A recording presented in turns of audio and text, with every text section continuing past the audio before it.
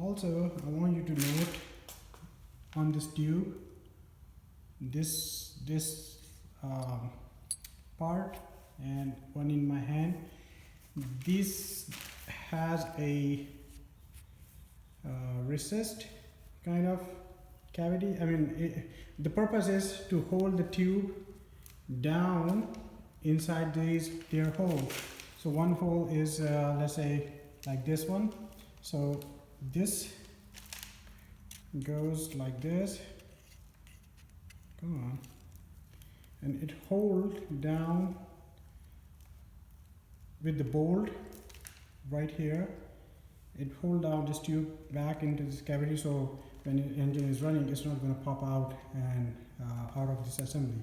So yeah, make sure you put it in the right way so it can hold these tube back into the fuel oil supply. All right.